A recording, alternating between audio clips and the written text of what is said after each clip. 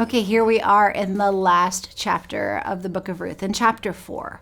Now Boaz, he's got to make a decision. He's got to do some negotiating. So Boaz, he goes and he approaches the elders of the region who are about to make some decision about who's going to actually be responsible for Naomi, and then in turn responsible for the foreigner, Ruth. Now, Naomi's deceased husband, Elimelech, he had some land in the Bethlehem region, and unfortunately, it would only be passed down to a male heir. And since Naomi's sons are both deceased, Naomi doesn't have a male heir. So Boaz, he's actually second in line to acquire this property, which would include Naomi and Ruth. And he brings it up to the elders. But the person who's first in line is the guardian redeemer, and he gets first dibs on this property.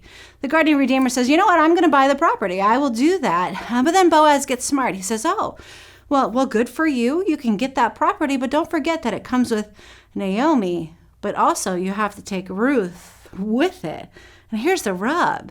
Remember, Ruth is a foreigner. She is a Moabite. Even though she's been kind and she's taken really good care of Naomi here in this foreign land, she's still part of this group of people that the Israelite people just are wildly, wildly against.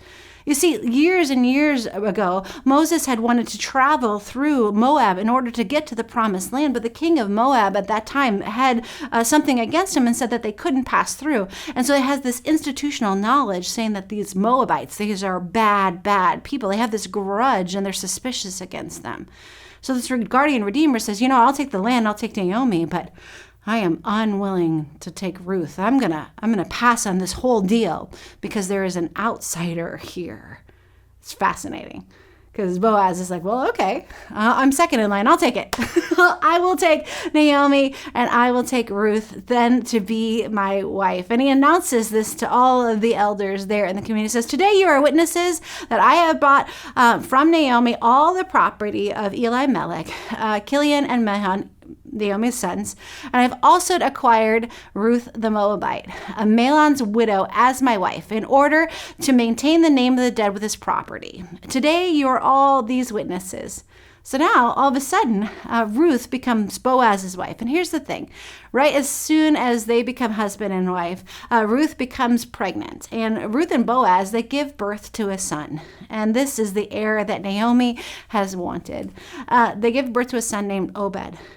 And then Obed, years later, becomes the father of Jesse. And then Jesse, years later, becomes a father who Bethlehem is known for. Jesse becomes the father of King David. King David then becomes the great, couple more greats, grandfather of Jesus Christ, born in the city of David in Bethlehem. You see, not only does God redeem Naomi, God redeems Ruth, but then God redeems everyone, each and every one of us.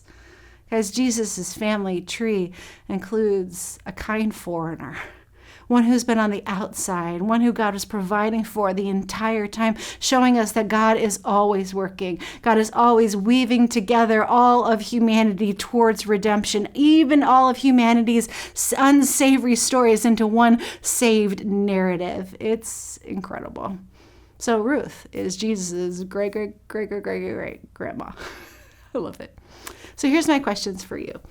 Number one, when is something in your life, a time that has happened that was just awful, but then later you look back on it and actually turned out to be a good thing, that God worked through it?